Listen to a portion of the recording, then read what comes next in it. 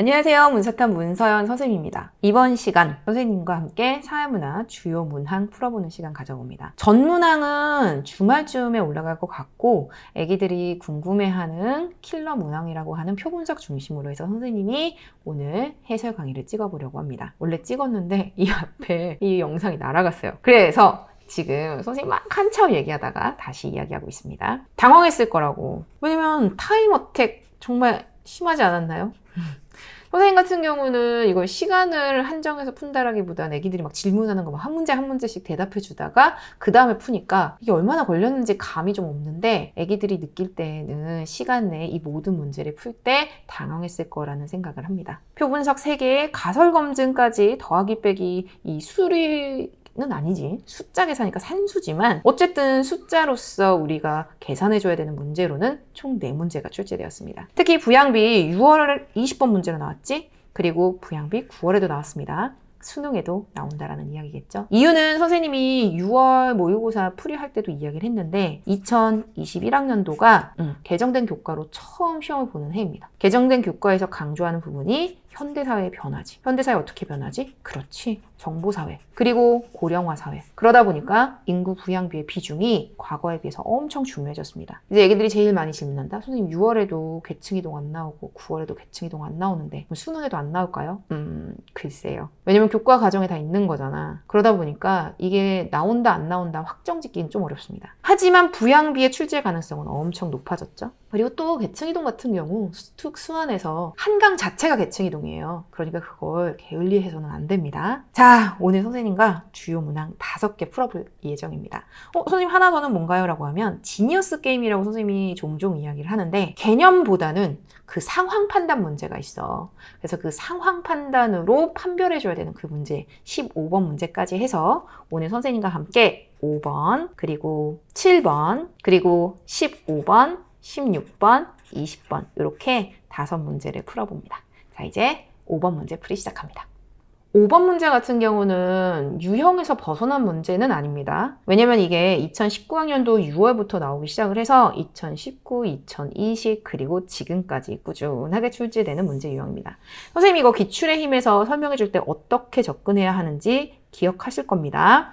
이 문제 유형 자체가 독립변수 2개랑 종속변수 하나를 묶거나 또는 독립변수 하나에 종속변수 2개를 묶어서 크로스하게 이렇게 표를 만듭니다. 그래서 여기 이 2개짜리를 애기가 따로 분류를 해가지고 얘네들 계산해주면 됩니다. 우선 문제 어디 한번 확인해 봅니다. 연구자 갑은 환경 요인이 유전 요인보다 범죄에 더 큰 영향을 미칠 것이라는 가설을 검증하기 위해 애기 독립변수에 못 치다. 그렇지. 네, 못 칩니다. 그래야지 시험장에서 바로 확인할 수 있어. 범죄에 더 큰 영향을 이라고 이야기하니까 여기 독립변수 2개 나왔습니다. 환경 요인, 유전 요인, 범죄, 종속변수죠. 더 큰 영향을 미칠 것이라는 가설. 자, 입양아의 기록을 연구하였다. 1930년에서 50년 사이의 땡땡시에서 출생 직후 비혈연 관계에 있는 사람에게 입양된 아이의 입양 기록을 조사. 갑은 공식 기록을 통해 라고 했었을 때 애기 체크하고 이거 자료 수집 방법 뭐 썼지? 그렇지. 문헌연구법 썼죠. 그러니 지문을 읽을 때 우리가 최대한 정보를 찾아낼 수 있으면 시간이 단축됩니다. 자, 입양아, 범죄, 경력, 유무. 애기야, 이게 범죄성에 더 큰 영향에서 종속변수가 개념의 조작적 정의가 되었습니다. 애기야, 개념의 조작적 정의의 별표치라고 했죠? 그 다음 입양한 아버지라고 이야기를 했었을 땐 얘는 차후에 자라날 때 환경이니까 그렇지. 얘도 개념의 조작적 정의 된 거죠. 환경에 대한 개념의 조작적 정의, 유전에 대한 개념의 조작적 정의는 생물학적 아버지. 그러니 이 형태 유전이여 라고 이야기할 수 있습니다. 그리고 그 결과 통계적으로 유의미하였다라고 이야기하고 있어. 이제 문제 볼까요? 이거 보는 순간 애기들 그렇지. 요거 양부. 선생님은 시험장에서 얘 안 쓸 겁니다. 애기들에게 설명해 주려고 쓰는 거야. 양부. 그리고 이거는 환경적 요인이 되겠죠. 하나, 둘, 셋, 넷, 5. 자, 이 양부에 대한 표 그렸습니다. 그 다음 2번째 독립변수 생부. 애기야, 생부는 뭐가 되지? 그렇지. 유전적 요인이 되겠죠. 여기 범죄 경력 양부, 없음, 있음. 이쪽은 양자 쪽으로 해서 얘 없음, 있음. 똑같이 이렇게 체크해 줄 수 있을 것이고 시험장에서는 바로바로 이렇게 계산해서 더해 줄 수 있을 만큼 연습해 두셔야 됩니다. 자, 양부 확인해 볼까요? 이렇게 묶어서 얼마가 되지? 380에 240. 네, 620 됩니다. 이렇게 묶어서는 100이 될 거고 이렇게 묶어서는 265가 될 겁니다. 그리고 이렇게 묶어서 85가 되겠죠? 오케이. 이 정도는 계산상으로 쉽게 계산할 수 있을 정도로 출제됩니다. 자, 이제 생부를 봅니다. 애기야, 생부 같은 경우는 얘랑 묶어야지. 380에 135 묶으면 네, 515. 그래서 여기 515 적어주고. 그 다음에 얘랑 묶어야지. 20에 15 더하면 35. 얘랑 묶습니다. 240에 130, 370. 그 다음 80에 70, 150입니다. 다 했다. 이거 가지고 기억 확인해 보는 거야. 기억이 수용되었을까? 애기야, 환경 요인이 유전 요인보다 범죄성에 더 큰 영향을 이라고 이야기했어. 그러면 환경 어디 찾아가야 돼? 양부 찾아가야 돼. 그런데 지금 여기를 보면 여기 봐봐. 양부의 범죄 이 경력이 양자의 범죄 경력에 미치는 거. 그 다음 거기와 비교해서 생부는 생부의 범죄 경력이 자식에게 미치는 거. 이렇게 놓고 보면 누가 더 강하지? 네, 얘가 더 강합니다. 특히 이건 비율로 이거 두 개 더해서 얘 350분의 85 이렇게 얘네 둘 더해서 520분의 그 다음 150 이렇게 원래는 이렇게 계산을 해줘야 되는데 눈으로 봐도 없는 경우가 한 3배 정도 되는데 여기서 없는 경우가 2배 정도밖에 안 되잖아. 얘의 비중이 훨씬 더 큰 거지. 따라서 생부의 요인이 더 큽니다. 그러니 기억은 수용되지 않았습니다. 이해하셨나요? 선생님은 굳이 시험장에서는 이렇게까지 가지 않는 걸 추천합니다. 워낙에 시간 어택이 강하니까 여기 없는 거랑 한 3배 차이 나는데 여기는 2배 차이밖에 없고 얘가 훨씬 더 비중이 크구나. 여기에서 바로 답 체크해 줄 수 있습니다. 자, 이제 니은입니다. 니은은 종속 변수에 대한 조작적 정의이다. 니은 찾아가 볼까? 여기 이미 별표 쳐서 개념의 조작적 정의라고 했고 여기 세모 쳐 있는 범죄성 이 종속 변수에 대한 개념의 조작적 정의. 네, 그러니 니은 맞는 말입니다. 자, 이제 디귿입니다. 디귿은 실험 집단, 리을은 통제 집단이다 라고 이야기를 하는데 아니 얘는 문헌연구법 했어. 근데 실험 집단이 나올 수가 없잖아. 그러니 디귿 답이 되지 않습니다. 리을입니다. 문헌연구법 썼네. 그러면 양적 연구, 질적 연구 모두에서 잘 활용되죠. 그러니 리을 맞는 말입니다. 니은 리을 골라 답은 3번입니다. 오답률이 크게 높지는 않습니다. 왜냐면 워낙에 실험 집단 아니잖아. 그래서 실제 디귿만 이렇게 없애도 답이 둘 중에 하나거든. 그런데 실제 이 기억을 계산하기 위해서는 애기들은 이런 표를 작성해서 이 계산해줘야 됩니다. 오케이. 자, 이제 7번 문제로 넘어갑니다. 자, 그리고 7번 문제입니다. 7번 문제. 뭔가 처음 보는 내용들에 막 숫자는 소수점으로 나와 있고 이래서 당황해서 그렇지 실제 내용은 어렵지 않았던 문제입니다. 선생님이 애기들 자신감 가지라고 뿐만이 아니라 정말 진짜여서 꼭꼭 이야기했던 부분이 있습니다. 표 분석은 말이지. 결국 어디로 귀결된다? 그렇지. 비율, 절대치, 그리고 증가율의 개념으로 귀결된다 그랬어. 여기서 제일 중요한 거 뭐라 그랬어? 네, 여기서 제일 중요한 건 바로 비율입니다. 즉, 비율, 분모분의 분자를 어떻게 설정하고 그리고 그 분모분의 분자가 무엇을 의미하는지 그 절대치 무엇인지를 구분할 때 표 분석의 길이 보인다 그래서 답을 고를 수 있는 지금 막 처음 보는 내용들 이게 다시 나올까? 아니, 다시 수능에 나오지 않아. 다시 뭐 여성 비라든지 그 다음에 성비 불균형이라든지 이런 게 나오는 게 아니라 또다시 어떠한 비율이나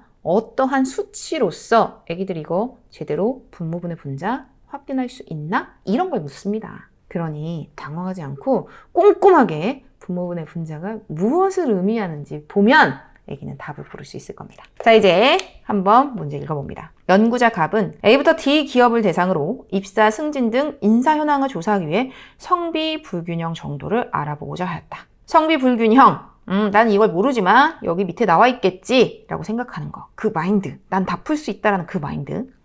성비 불균형은 전체 인원 중 남성의 구성 비율과 여성의 구성 비율 간 차이의 절대값으로 나타낼 수 있다. 성비 불균형 0에서 100까지. 그리고 그 값이 클수록 성비 불균형 정도가 큽니다. 표는 A부터 T 기업별로. 근데 이 표는 성비 불균형이 아니야. 이 성비 불균형은 이 표를 바탕으로 자기가 계산해줘야 돼. 이 표는 네, A부터 T 기업별 T년에 입사한 신입사원의 여성 B와 20년 후 이들 중 임원으로 승진한 사람들의 여성비를 나타내는 것입니다.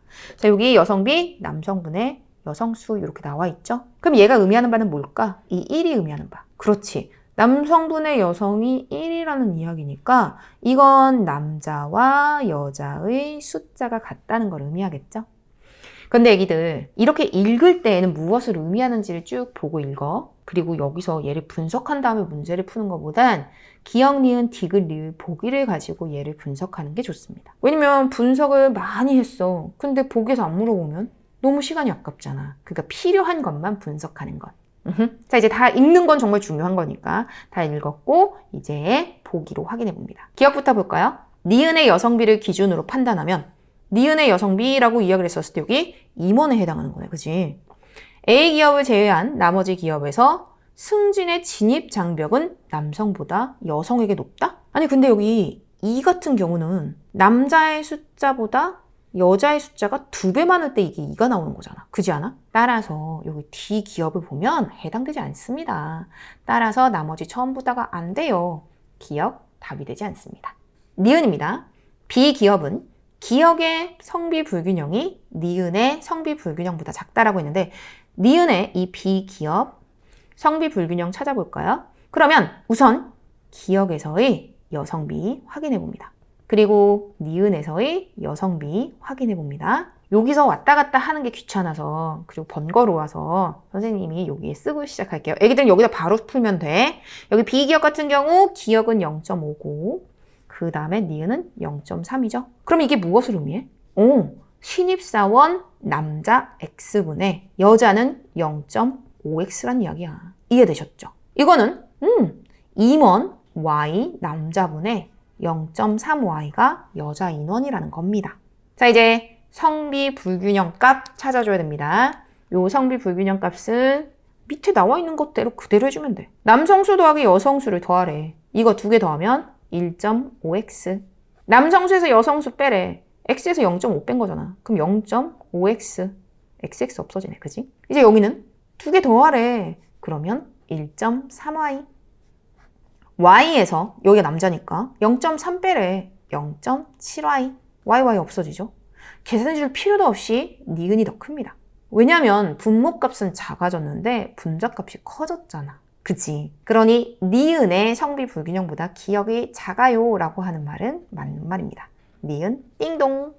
자, 이제 디귿 봅니다. C 기업의 경우 니은에서 여성이 차지하는 비율은 40%이다. 지금 니은 같은 경우 0.4로 나와 있어. 이 이야기는 남자분의 여자가 0.4. 남자가 A일 때 여자가 0.4A라는 거야. 그래서 이게 40%인 거잖아, 이게. 아니 근데 임원 중에서 여성은 남자 더하기 여자 해야지. 남 플러스 여분의 여 해야죠. 얘가 40인데 얘는 1.4A분의 0.4A니까 당연히 40%보다 작을 겁니다. 분모값이 더 커졌잖아. 따라서 디귿답 되지 않습니다. 이미 기역 아니고 디귿 아니고 답은 나왔어. 니은, 리을. 자, 이제 같은 이 형태로 리을도 확인해 줄 수 있습니다. 리을 확인해 볼까요?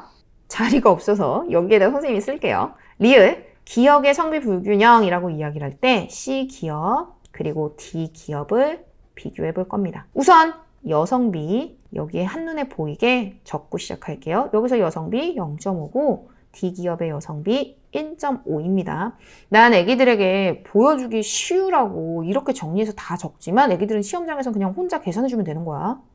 자, 요 형태라면 그치. 남자가 A일 때 여자는 0.5A라는 거죠. D기업 같은 경우는 남자가 B일 때 여자가 1.5B라는 얘기입니다. 성비불균형 이거 2개 더한 값이래. 1.5A가 분모래. 애기야, 남자에서 여자 빼죠? A에서 0.5 빼면 네, 0.5A가 됩니다. AA 없어지고. 자, 이제 D기업을 보자. 2개 더하래. 2.5B가 됩니다. 남자에서 여자 빼줍니다. B에서 1.5B 빼고 원래는 절대치야. 선생님이 이거 빼도 양의 수여서 굳이 이거 절대치 표현 안 한 겁니다. 근데 이렇게 절대치 쓰면 2.5b분의 0.5b가 되죠. 삐삐 없어져. 뭐야? 얘가 더 크죠. 왜냐면 0.5, 0.5 같은데 분모값은 네, 이쪽이 더 작잖아. 그러니 당연히 비율은 이쪽이 더 크겠죠. 그러니 리을 기역의 성비 불균형은 C 기업이 D 기업보다 크다. 맞는 말입니다. 니은 리을 골라 답은 4번입니다. 선생님이 무슨 말 하는지 알겠죠? 막상 보면 아무것도 아니지. 근데 만약에 시험장에서 이게 안 보였다면 당황해서 그랬을 겁니다. 시험장에서 제일 중요한 것, 네, 애기들 스스로 분모분의 분자를 설정하는 것. 자, 이제 이 다음 문제 15번 문제로 넘어갑니다. 15번 문제입니다. 15번 문제 같은 경우에 선생님 EBS 강훈련 기억나시나요? 선생님이 중간에 EBS 강훈련이라고 해서 선생님이 만든 문제를 배포를 하고 거기에 대해서 설명 강의가 올라간 적이 있어요. 그때 선생님이 이야기했던 부분이 뭐냐면 지니어스 게임 같은, 지니어스 게임이라고 하나?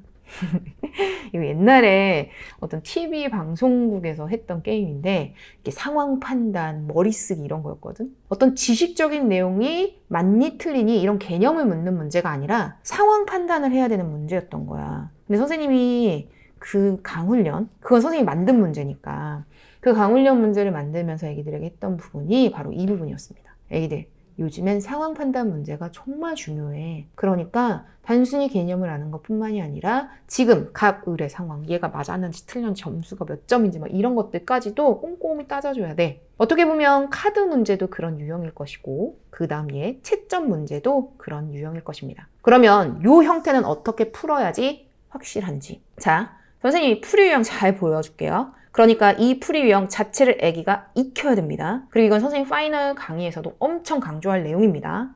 개념이 아니라 유형으로서. 이런 문제는 이 표를 통해서 찾아서 A, B가 진화론 순환론이야 라고 가면 어렵습니다. 왜냐면 이 경우는 저 경우는 이 경우는 이 경우는 이렇게 하면 힘들거든. 그럼 이때는 어떠냐? 조건절을 설정해 주는 게 좋습니다. 자, 첫 번째 조건. 만약에 A가 진화론, B가 순환론이었다고 쳐보는 이 상황을 설정하는 거야. 시험에서 이 문제를 딱 나오자마자 A 진화, B 순환이라면 그럼 여기다 답을 적어야 돼. 여기는 진짜 답을 적어야 돼. 진짜 답. 리얼의 답. 무슨 말인지 알겠지? 리얼의 답을 적어보자. A가 진화론이라면 사회가 단순한 형태에서 복잡한 형태로 발전한다고 보는가? 네, 진화론이니까 맞는 말이죠. B, 흥망성쇠를 거듭한 국가의 사례를 설명하기에 적합한가? 순환론? 예! 그 다음 B는 A와 달리 사회 변동이 일정한 방향성을 가지고 있는가? 애기야, 일정한 양상은 둘 다, 일정한 양상의 반복은 순환, 일정한 방향성은 진화라고 개념편에서 엄청 강조했고 선생님 엑셀표에도 여러 번 나옵니다. 그런데 순환론이 일정한 방향성이라고? 아니요. 이게 진짜 답이야. 이걸 가지고 얘가 맞았는지 틀렸는지를 판단해보자. 얜 3점을 맞아야 돼. 얘 맞았네. 아직 체크할 수 없어. 이건 첫 번째 경우의 수기 때문에 요 형태라면 얘가 맞는 거로. 이해하셨죠? 그 다음 두 번째 질문 봅니다. 얘네? 그럼 얘는 틀렸네. 그죠? 왜냐면 얘라고 대답해야 되는데 아니오라고 대답했으니까 틀렸어. 얘는 아니오라고 대답해야 되는데 얘라고 대답했어. 틀렸네? 뭐야? 여기서 1점밖에 못 얻었네? 얘를 아무리 O라고 대답을 해도 얘는 3점이 될 수가 없어. 그러니 얘 진화론, 순환론 불가능해.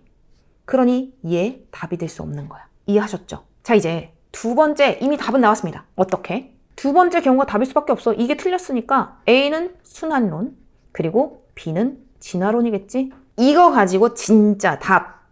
이 상황에 리얼한 답 체크했는데 얘는 이 상황이 안 맞으니까 다 틀렸고 이제 진짜 답입니다. A는 사회가 단순한 형태에서 복잡한 형태로 발전한다고 보는가? 순환론이 아니요가 진짜 답이지. B. 흥망성쇠를 거듭한 국가의 사례를 설명하기 적합한가? 아니요죠. 진화론이 무슨 흥망성쇠를 거듭한, 이건 순환론 거잖아. 그 다음 B는 A와 달리 사회 변동이 일정한 방향성을 가지고 있다고 보는가? 라고 이야기를 하면 네, 맞는 말입니다. 진화론의 특징이니까. 이거 가지고 이제 우리는 채점을 할 수 있습니다. 왜냐면 우리는 지금 A가 순환론, B가 진화론이라는 걸 확인했잖아. 이건 100%잖아. 그냥 이걸 가지고 값 맞았는지 틀렸는지 확인해보는 거야. 아니요. 답이어야 되는데 얘 틀렸네. 얘 아니오니까 하나 맞았네. 얘 아니오가 답인데 맞았네. 근데 얘는 틀렸죠. 그 다음 B는 A와 달리 사회 변동이 일정한 방향성을 가지고 있다고 보는가에 얘라고 대답했으니까 얘 맞았네. 하나 틀렸고 2개 맞았고 얘는 무조건 맞아야지 3점이 됩니다. 그리고 얘는 무조건 틀려야지 왜냐면 얘가 아니요가 맞았는데 얘가 얘라고 대답할 수 없잖아. 그럼 얘는 무조건 맞아야 되는 거야. 이미 우리 기억에 얘 들어가야 된다는 거 확인할 수 있습니다. 문제를 보지 않아도 우리는 이 정도까지 여기에서 판별하고 얘 확인할 수 있는 거야. 그러니 시험장에서 이 상황 판단 문제가 나왔을 때에는 오히려 이거를 가지고 거꾸로 가는 것보다 조건절 설정해서 내려오는 게 확실합니다. 오케이? 자, 이제 기억부터 확인해보자. A. 순환론이야. 서구 제국주의 역사를 정당화하는 수단으로 악용될 수 있다는 비판을 받는다 라고 이야기를 하면 이거 진화론의 특징이잖아. 그러니 기억 답이 되지 않습니다. 니은입니다. B는 사회 변동을 사회 발전으로 인식한다 라고 이야기했는데 진화론이니까 맞는 말이죠. 디귿에 얘 들어가야 되는 거 이미 아까 썼고요. 자, 이제 이 질문을 보자. 이 질문도 여기에 진짜 답을 적어줘야 됩니다. B는 A와 달리 사회변동에 작용하는 인간 행위의 역동성과 자율성을 과소평가한다는 비판은 이건 순환론이 받는 비판이야. 순환론은 야 어차피 망해 이런 운명론적 결과론을 가지고 있거든. 따라서 이건 순환론의 비판인데 얘? 가. B는 A와 달리? 라고 이야기할 수 없습니다. 아니요. 그러면 여기에 아니요? 얘에 해당되니까 들어갈 수 있지요. 리을까지 골라 니은, 디귿, 리을 답은 5번이었습니다. 애기들 이 문제 까다롭습니다. 선생님도 알아. 왜냐면 이거 무려 오답률이 73.1% 나왔더라고. 되게 많은 걸 의미합니다. 애기들이 너무 잘하는 거야. 이제 개념으로 물어보면 1번 문제처럼 자연현상, 사회문화상 이런 거 그냥 개념만 딱 물어보면 아무도 안 틀리는 거야. 너무 잘해서 사회문화를. 그러니까 자꾸 이런 문제를 내. 상황 판단 문제를 말이지. 이런 경우 이렇게 조건절 자기 스스로 설정하고 그 다음에 체크해 주는 게 답을 고르기 좋습니다. 오케이. 자, 이제 16번 문제로 넘어갑니다. 16번 문제를 풀기 전에 선생님과 잠깐 보고 갈 내용이 있습니다. 이건 선생님 일지사문표 페이지 69페이지의 인구 부양비 내용입니다. 선생님이 기본적으로 그 유의점이라는 걸 적어줬어요. 애기들이 부양비 돈인 줄 안다? 그런데 그 돈 아니라고. 절대 돈이 아니라 비율이라고. 그리고 또 부양비를 구할 때 요거 부양인구를 100으로 두고 계산하면 편하다라고도 이야기했습니다. 그리고 이걸 가지고 선생님과 함께 문제도 풀었습니다. 유소년 플러스 노년층, 청장년보다 클 때라면 총부양비 100을 초과해. 총부양비 100은 얘네 둘이 같다라는 거야. 뭐 이런 식으로 여러 가지 이야기도 해줬습니다. 근데 이 책이 나올 때가 겨울 때였어. 작년 12월이거든요. 그러니까 선생님이 올해 6월과 9월이 반영되었다고 말하기는 어렵습니다. 올해 6월 20번 문제 부양비, 그리고 올해 9월 16번 문제 부양비 나왔습니다. 수능장에 진짜 부양비가 나올 가능성이 엄청 높아졌다는 거야. 올해 9월 모의고사로 넘어갑니다. 애기들 퍼즐하고 얘 잠깐 적어두세요. 그리고 이 틀을 애기 머릿속에 넣어두세요. 실제로 지금 이 문제 같은 경우는 애기들이 당황해서 그렇지 이걸 쓰지 않고도 답은 나옵니다. 그래서 이거를 쓰지 않고 답을 고르는 거, 정말 쉽게 고르는 걸 먼저 첫 번째로 알려줄 거고, 그 다음 두 번째는 이거를 이용해서 답을 고르는 걸 얘기할 겁니다. 그리고 이 부양비 팁이라고 하는 거, 선생님 이거는 아까 없었잖아요. 6월 이후에 선생님이 엄청 강조하면서 이 틀을 만들었어. 이 유형을 아예 만들었어. 풀이 유형을. 그래서 이거는 선생님 파이널 강좌에서 애기들에게 강조하고 또 강조할 거고, 파이널 강좌에서는 부양비만 따로 정리를 할 예정입니다. 애기들 시험장에서 부양비 보면 당황하지 말라고. 그런데 애기들 이 문제 다시 얘기하지만 이러한 풀이 유형이 없어도 실제 답을 고르기는 정말 쉬웠습니다. 자, 확인해보자. 노령화 지수는 유소년분의 노년을 이야기하고요. 총 부양비는 청장년 100일 때 유소년, 노년 더한 값을 이야기합니다. 우선 1번부터 보자. T년에 각국에서 부양인구 100명당 노인인구는 25명이다? 아니, 노령화 지수 25 보고 그런 거야? 애기야, 노령화 지수라는 건 무엇이야? 유소년분의 노년이야. 이건 부양인구 100명당이 아니라 유소년 인구 100명당이죠. 따라서 1번 답이 되지 않습니다. 2번, T 플러스 20년 갑국은 고령화 사회, 을국은 고령 사회에 해당한다. 그래, 이건 잠깐 건너가 보자. 건너뛰는 거야. 3번으로 볼게요. T년과 달리 t 플러스 20년 을국에서 노인 인구가 유소년 인구보다 많다라고 이야기를 했는데 애기야, 유소년분의 노년이 40, 60이야. 아니 100일 때가 서로 같은 표현입니다. 그지 않겠어? 곱하기 100이 이 값인데 근데 둘이 같아서 1이 돼서 100이 되는 건데 얘 유소년이 더 큽니다. 따라서 3번도 답이 되지 않습니다. 4번입니다. 애기, 설마 증가율 모르는 건 아니죠? 선생님이 엄청 강조한 부분이 있습니다. 증가율 나왔어. 그럼 어떡해? 그렇지, 어딘가에 비율이 있을 거라고. 유소년 인구 증가율이 노년 인구 증가율보다 크다라는 이 이야기. 뭐 하나는 분모값, 뭐 하나는 분자값. 이거 노령화 지수 통해서 확인할 수 있습니다. 을국 봤더니 여기서 40에서 60으로 커졌네. 그러면 얘가 더 커졌어요. 유소년이 증가한 것보다 노년이 더 증가했다라는 걸 알 수 있습니다. 이거 선생님 풀이 유형 증가율 알파 베타 오가다 여기서 알 수 있죠. 그러니 유소년의 증가율이 노년 인구의 증가율보다 크다가 아니라 작다입니다. 그 다음 5번 T년과 T 플러스 20년 모두 부양 인구가 부담해야 되는 총 부양 비용? 애기야, 부양 비용은 비용이 아니라니까. 절대 돈 아니라니까. 선생님이 아까 책에다가도 막 느낌표 써가지고 돈 아니야 라고 써놨잖아. 그게 함정이거든. 애기야, 1번, 3번, 4번, 5번이 답이 아닙니다. 답은 2번입니다. 끝! 물론 도저히 시간이 안 되고 확인을 할 시간이 없다면 이렇게라도 고르고 넘어가야 돼. 나머지가 다 답이 아니라면 무조건 2번이 답이 될 수밖에 없으니까. 이게 선생님 어렸을 때 문제 풀던 방식이다. 나 그래서 시험을 진짜 잘 봤어. 왜냐면 평가원이 표분석을 3문제를 낼 때 말이지 뭐 하나를 되게 쉽게 내. 선생님이 생각할 때 16번은 쉬웠던 문제입니다. 왜? 1, 3, 4, 5가 다 답이 아니거든. 근데 애기들이 시험장에서 이 정도의 생각을 할 수 있질 않지. 왜냐면 마음이 막 급하니까. 그래서 좀 속상합니다. 자, 이제 2번이 왜 답인지 선생님과 알아보는 시간 가져봅니다. 그리고 이건 애기가 이 방식을 통해서 공부를 했으니까 알아둬야 됩니다. 왜냐면 이건 수능에 나올 가능성이 크니까. 지금은 1, 3, 4, 5 다 답이 아니니까 2번으로 고를 수 있었지만 나중에 기억, 니은, 디귿, 리을 보기에선 골라놔야 될 거잖아. 그치? 자, 이제 2번 문제 풀어볼까요?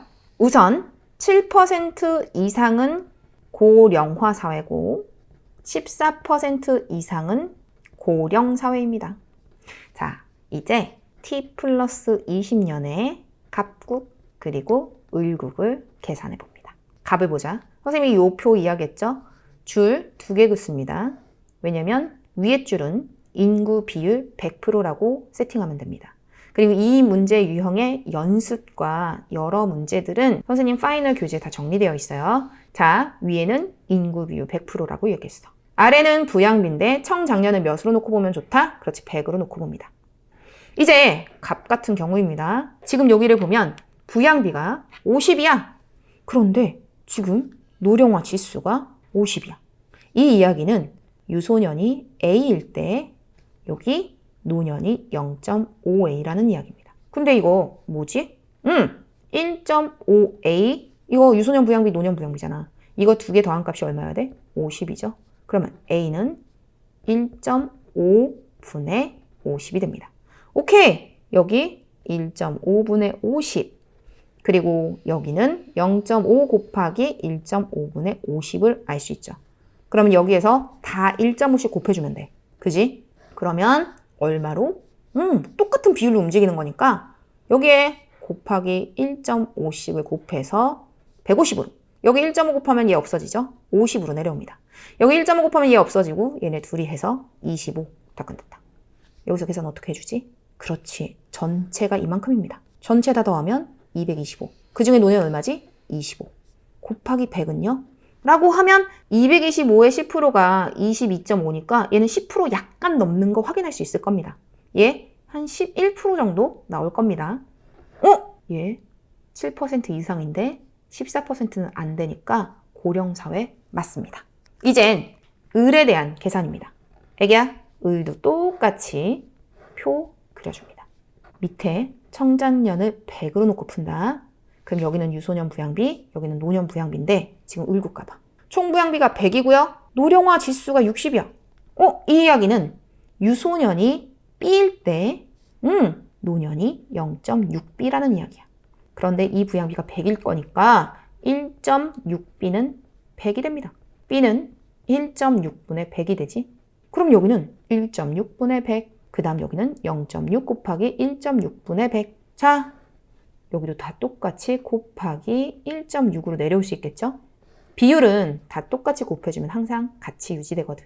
1.6 없애지고요. 이렇게 곱하면 160으로 내려오고요. 여기는 100. 여기 1.6 없어지는데 0.6이랑 곱했으니까 여기 60. 끝.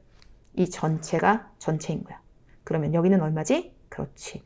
이렇게 더해서 260, 그래서 320분의 60 됩니다. 곱하기 100이라고 하면 약 한 18% 정도가 나옵니다. 고령 사회 맞죠? 20%가 넘어가면 초고령 사회거든. 어떤가요? 까다롭습니다. 근데 선생님, 이 부양비 팁이라고 하는 이 틀을 이용을 하면 전부 다 풀 수 있어. 인구 비중도, 인구 비율도, 그 다음에 노령화 지수를 통해서 다시 또 청장년의 비율을 묻는 거는 뭐든 다 상관없습니다. 선생님이 파이널 강의를 되게 강조하는 이유가 있습니다. 왜냐면 사탐은 그해 6월과 9월이 반영이 되어서 수능으로 출제돼. 물론 결국은 비율, 절대치, 증가율이라는 건 변함이 없어. 결국 이것도 비율 문제고 절대치 문제니까. 하지만 시간 내에 빠르게 모든 문제를 풀기 위해선 어느 정도의 유형은 익혀두셔야 됩니다. 이 인구 부양비 너무너무 중요합니다. 그런데 어떻게 공부해야 되는지 알겠죠? 요거 퍼즈하고 애기 이거 적어두고 무엇을 의미하는지 꼼꼼히 따져보면 어떤 부양비 문제가 나와도 다 풀 수 있을 겁니다. 자, 이제 마지막 문제입니다. 드디어 마지막 20번 문제입니다. 20번 문제. 선생님이 생각할 때 20번까지 풀 시간적으로 좀 촉박하지 않았을까라는 생각을 합니다. 선생님이야 보자마자 이렇게 변형되었네 이런 느낌이 들지만 애기들 같은 경우 그만큼 훈련이 안 돼 있다면 시간적으로 되게 촉박할 수밖에 없었을 거거든. 자, 이제 20번 문제 어떻게 푸는 건지 선생님과 함께 알아봅니다. 각국의 사회보장제도는 우리나라의 사회보장제도와 동일하다. 금전적 지원을 원칙으로 하는 가나 제도 중에서 가는 현재 직면한 사회 위험에 대응하는 사후 처방적 성격이 강한 반면 여기 이미 사후 처방적 성격에서 공공부조 확인할 수 있습니다. 그 다음 나는 미래에 직면할 사회적 위험에 대처하는 사전 예방적 성격이 강하다라고 하니까 나는 사회보험이 되겠죠? 오케이, 이제 이거 다 따졌어. 중요한 팁이 여기 나와 있습니다. 각국은 A, B, C 세 지역으로만 구성되며 B 지역 전체 인구는 A 지역 전체 인구의 2배이다 라고 이야기를 했습니다. 그런데 애기, 이 이야기는 무엇을 의미하냐면 비율 전체 비율이 한 단계 업그레이드 된 거야. 왜 그러냐면 우선 개념상으로 선생님이 이야기해 줍니다. 개념으로 따지면 비율 전체 비율 기억나시죠? 비율과 비율이 나왔어. 그리고 전체 비율이 나와. 그럼 전체 비율에 가까운 쪽에 분모값이 큽니다. 그리고 그 분모값은 여기 몇 배 더 큰데요? 라고 하면 이 차이만큼. 기억나시죠? 비율, 전체 비율의 문제풀이입니다. 근데 이건 두 개가 한정되어 있어야 돼. 근데 얘는 A, B 지역의 인구 하나의 미지수로 줬기 때문에 A, B 지역을 통해서 요거 비율 찾아주는 거. 그지? 그 다음 이 전체, 이게 결국 A 플러스 B 하나의 지역으로 묶을 수 있는 거잖아. 이렇게 하나의 지역으로 묶었다면 요것과 C를 비교해서 또 확인할 수 있습니다. 그런데 여기 엄청난 팁이 있어. 왜 그러냐면 이게 참 그렇습니다. 아까도 선생님이 잠깐 이야기했는데 평가원이 표 분석을 3개나 냈단 말이야. 그러면 분명히 쉬운 어떤 포인트를 줘. 여기서의 쉬운 포인트는 바로 전체의 비율 4가 B 지역의 비율과 같다는 겁니다.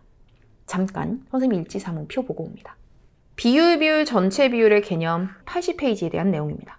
이 전체 비율이 주어진 경우 기억나시죠? 비율 전체 비율 GD를 좋아하고 그 다음에 혁어를 좋아하고 여기 GD를 좋아하는 A 마을, B 마을 그리고 전체 마을이 있어요. 그렇다라고 이야기했을 때 얘 누가 더 사람이 많을까요? IU를 통해서는 알 수 없다 그랬어. 왜? 이 비율이 전부 다 똑같거든. 즉 이 항등식을 통해서 우리가 정보를 알아낼 수 없습니다.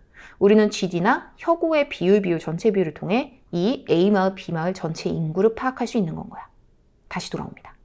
즉 이렇듯 특정 지역에 이런 비율이 똑같은 경우 무엇과 전체가 그러면 얘는 영향을 주지 못한다라는 거야. 그러니 요거 비율 전체 비율 우선 가를 가지고 C 7, 그 다음 A 3. B가 4지만 얘는 영영을 주지 못하잖아. 그러니까 A와 C를 통해 얘 A와 C의 비율을 이 차이를 알 수 있습니다. 여기가 4니까 1이고 여기는 얼마지? 그렇죠. 3이죠. 3배네. 자, 다시 비율, 전체 비율이야. 전체 비율에 가까운 쪽에 무슨 값이 크다? 네, 분모값이 큽니다. 여기 몇 배 더 크다? 3배 더 큽니다. 그러면 C를 100이라고 놓고 오면 A는 얼마지? 네, 300이 됩니다. 그런데 여기에 B 지역의 인구수, A 지역의 인구의 2배이다 나왔어. 그러니 B 지역은 600이다. 전체는 얼마? 1000이다. 이 정도입니다. 바로 나왔죠. 그렇다면 얘 가지고 모두 문제 풀 수 있습니다. 1번부터 확인해 볼까요? 1번. 상호부조의 원리를 원칙으로 라고 이야기를 할 때 이게 상호부조의 원리는 사회보험이잖아. 그럼 나가 되겠지? 얘 A 지역의 수급자 수는 여기 B 지역의 수급자 수보다 많다? 계산해 줄 필요도 없어. 300의 25가 어떻게 600의 55보다 커? 말이 안 돼. X! 자, 이제 2번입니다.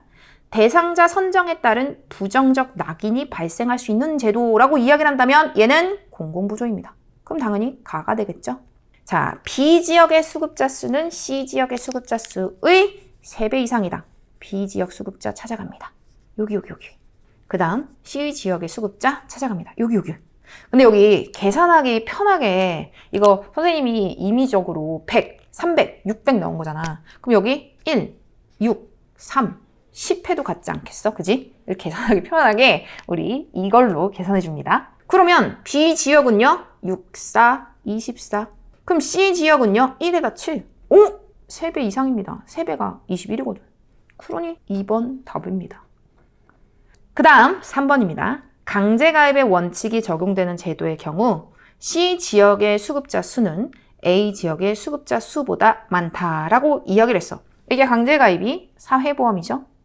그러면 나야 나. 그럼 여기 찾아갑니다. 나 C 지역의 수급자 수 1 곱하기 75 C 75. 그 다음 A는 3 곱하기 25. 그러면 A 3 곱하기 25는 75. 뭐야, 둘이 같네. 그러니 많다 해당되지 않습니다. 자, 이제 4번입니다. 정부 재정으로 비용을 전액 충당하는 것을 원칙으로 한다라고 이야기한다면 얘는 공공부조죠. 공공부조 가가 됩니다.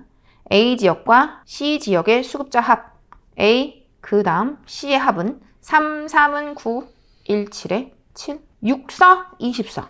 뭐야, B 지역이 훨씬 더 크네. 그러니 B 지역 수급자보다 A 지역, C 지역을 더한 값이 크다? 아니요, 되지 않습니다.